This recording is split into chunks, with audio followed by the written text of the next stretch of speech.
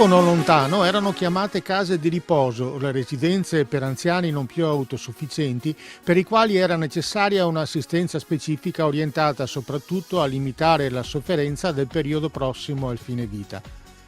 Oggi, che grazie a una mutata realtà culturale il tempo della vecchiaia è un'esperienza positiva di esaltazione della propria storia personale evocata attraverso i rapporti umani, i luoghi dedicati all'accoglienza anziani non devono più manifestare tristezza, ma altresì partecipare alla gioia di vivere seminando speranza, perché la consapevolezza dell'esistenza che è infinita viene meno solamente quando nella solitudine prevale il pensiero della morte imminente.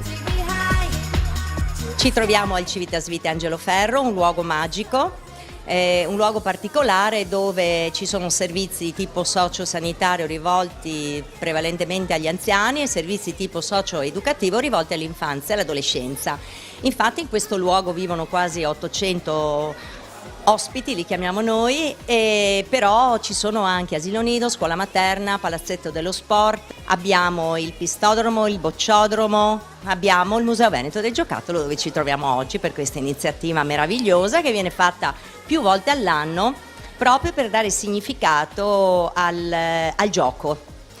Il gioco è qualcosa che non bisognerebbe mai smettere di avere. Il Museo Veneto del Giocattolo nasce in questo contesto proprio per dare significato alla vita degli ospiti che vivono all'interno di questo luogo particolare.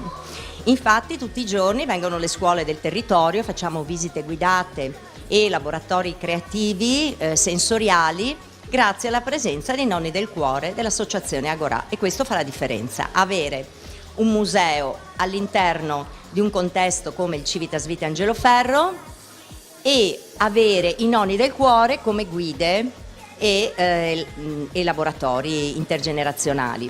Oggi, grazie alla collaborazione con gli Amici dei Treni, abbiamo questa giornata che in realtà realizziamo 4 volte all'anno, è aperta a tutti e gli Amici dei Treni sono veramente delle persone straordinarie perché hanno un amore enorme per i treni.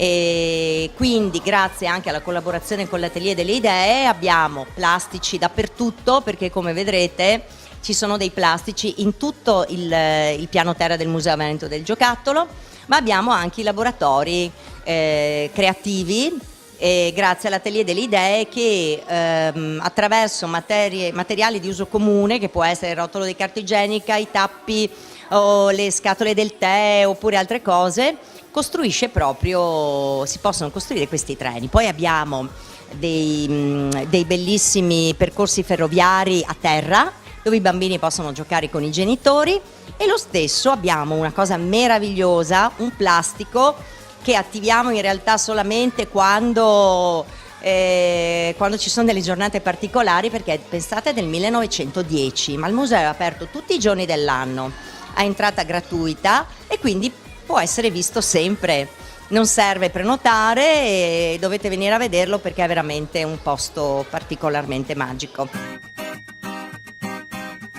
Sono un grande appassionato di modellismo ferroviario e di treni in generale. Sono nato e vissuto a Vicenza tanti anni, di fianco alla Lima, quando ancora stava in via Imperiali.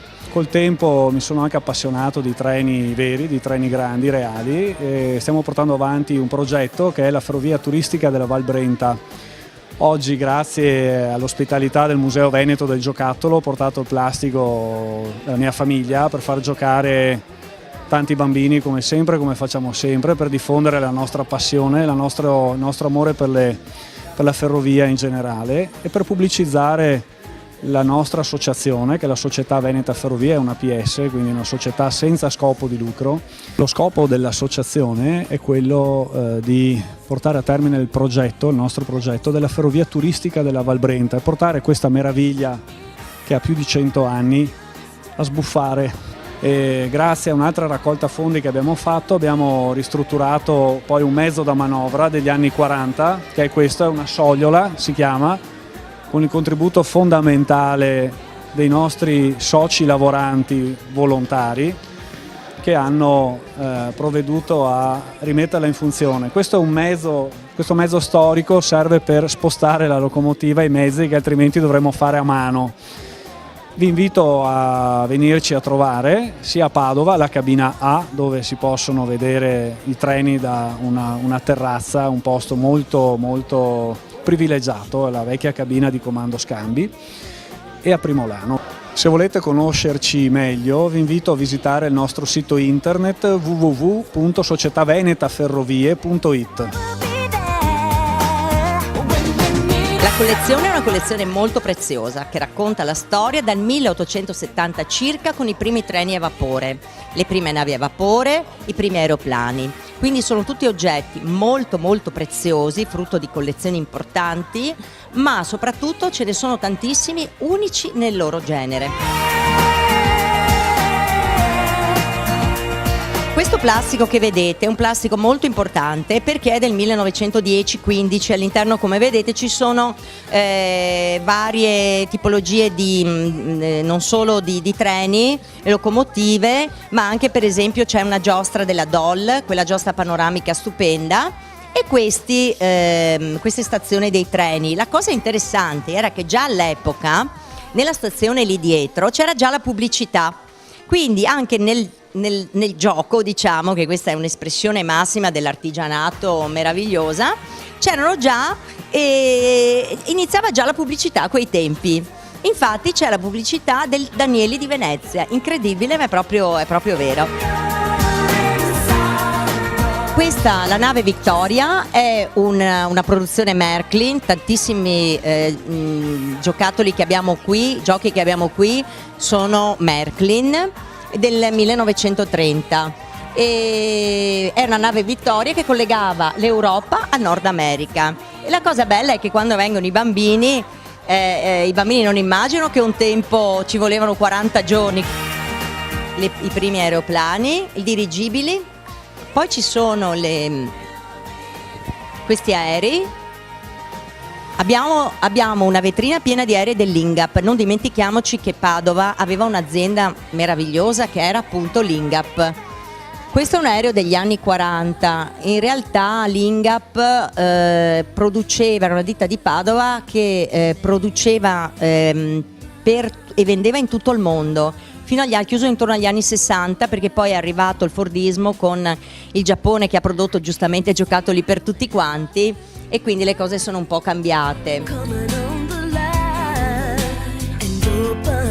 È il luogo dove noi facciamo i laboratori creativi normalmente, e qui un plastico 0,160, significa che il rapporto è 0,160.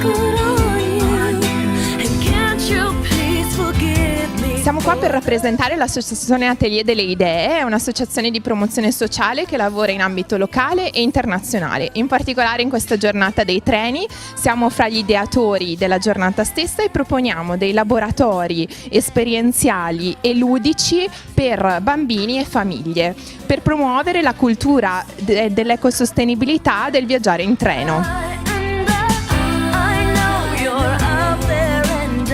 Il Museo Veneto del Giocattolo è unico nel suo genere, perché nasce all'interno di una residenza sanitaria assistenziale, la residenza Santa Chiara del Civitas Vitae, con un obiettivo specifico, quindi dare rilievo alle collezioni, ovviamente, che sono all'interno, perché sono più di 200 giocattoli che raccontano una storia importante della nostra vita, dei trasporti, ma non solo, ma nasce proprio per dare vita all'interno di questa realtà. Quindi gli ospiti che sono qui hanno questa bellezza di tutti i giorni di vedere i bambini che vengono a visitare il museo, ma non solo, visitare il Civitas Vitae nel suo contesto educativo.